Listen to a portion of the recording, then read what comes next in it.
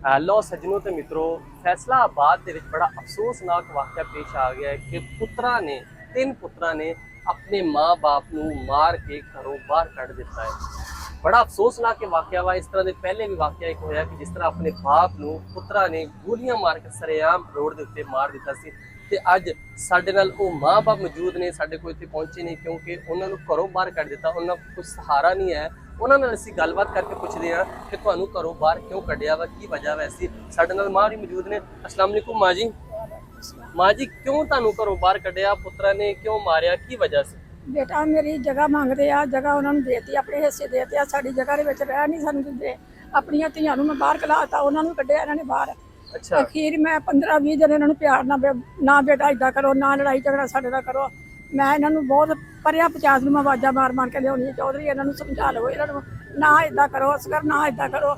अखीर उन्होंने जो मारना, जो गा मंदा उन्होंने गंद मार दिता। पहला मंजियां तोड़ गया, फिर मंजियां वेच दित्तियां करके, फिर समान थल्ले जा कढ़ दिता। फिर कलीन चौक जो कि छत दी तो सारी छत नंगी कर दी, वो परिया 50 ਨੂੰ ਲਿਆ ਕੇ ਦਿਖਾ ਲਈ। जिथे तुसीं सौंदे सी, जिथे ਹਾਂਜੀ मैंने छत जिथे तोड़ दी। ਹਾਂਜੀ छत का खाना पूरा इन्होंने लो तोड़ छिका, सारा समान बर्बाद हो गया। मैं बड़ा रोई खपी। अखीर मैं रो रो के मैं डिग पई, मेरे गोडे की चपड़ी हिल गई। मेरी दोधी आई, इन्हें रक्शे दे मैनू नंगे पैरी मैनू कपड़े लिबड़ दिबड़ गया पेशाब नाल। अज मैनू 27-28 दिन हो गया मैं इन्होंने घर रह रही हाँ। मैं कोई नहीं, मैं सारे बंदे नूं आंढ गुआंढ दस्सिया। राती 8:30 बजे छोटा आया तीसरा, उन्हें कहा तू मेरे नाल चल कर, मैं तेनू जान तो मार देना वा। मैं तेनू जान तो कदी पिस्तौलों दी धमकियां, कदी छुरियां दी धमकियां। मैं धमकियां तो बस हो गई, मेरी कोई वाह नहीं रही। अखीर अज मैं एंड के उत्ते निकली आ। सुबह ही मैं 8 बजे की घरों बेकार हुई हाँ, निकल गए। कित्थे कित्थे मैं रुली है, कित्थे कित्थे मैं धक्के आ टाइम आ गया, मैं धक्के खाती रही। इन्होंने बच्चों ने मेरी एक गल नहीं सुनी। कोई बंदा शख्स नहीं कह सकता ये झूठ गल वा, जरा हक सच का फैसला वा। की नाम है पुत्रा दे, की नाम? एक ना वकार अली आ, एक ना असगर अली आ, एक ना मोहम्मद बिलाल वा। जेड़ा बिलाल वा वो छोटा वा, वो नहीं ब्याहण वाला। अच्छा, ब्याह दूसरे ब्याहे शादीशुदा बच्चों वाले आ। मैं बहुत मुहब्बत प्यार नाल इन्हां नूं रखिया।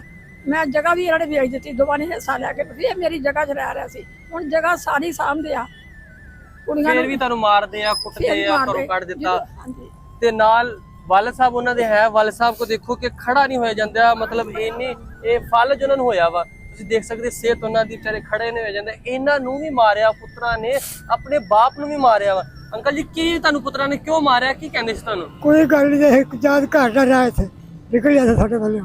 मैं कभी तो उधर जाकर रोटी कुड़ी हल कर, कभी मैं किधर फिरना, कभी मैं निंदा कर लिया। वो उधर ही बदले पत पड़े।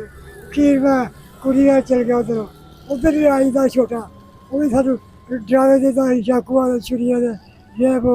अभी मरी भी आगे आवाज अगे पेश कोई किसी है कि साडा कुछ करो, साडा हल करो, अभी बहुत मजबूर हो गए। साडा कुछ करो, साडा कुछ करो। बुढ़ा माँ बाप देखो खड़ा नहीं हो जाता, फालज का मरीज का। तीन एहो जी नाजायज औलाद, जिन्होंने औलाद भी नहीं की किया जा सकता वा, कि उन्होंने अपने माँ बाप ने देखो कि घरों बाहर कढ़ दिता मार के। यार देखो वाल साहब, देखो उन्होंने हालत कि इन्होंने तुसीं कुछ कह सकते जी, इन्होंने बच्चों तरह प्यार किया जा सकता, लेकिन एहो जी औलाद जिन्होंने औलाद भी नहीं कहा जा सकता, उन्होंने इन्हों मार के घरों बाहर कढ़ दिता वा। ते इन्हां वास्ते हाले तक सिर्फ थाने गए, थाने वाले ने भी दरखास्त ली, ना ही कोई थाने ने हाले तक कोई कार्रवाई की, ना कोई जिला इंतजामिया ने कोई कार्रवाई की। मरियम नवाज अगे इन्हां दी अपील आ कि खुदारा साडी कोई मदद की जाए, साडी जिहड़ी औलाद आ उन्होंने कोई समझाया जाए, सानू किसी ऐसी जगह ते रखा जाए जिथे सानू मारन का खतरा वा, कोई तुहानू मार देना वा, कतल कर देना। क्योंकि इन्हां दे नाम सिर्फ 4 मरले जगह वा, जिन्हां दी खातर इन्हां नू मारदे पे आ, कुटदे पे आ कि तुसीं सानू 4 मरले जगह दे दो ते फिर तुहाडी जान बख्श दांगे, वरना असीं तुहानू मार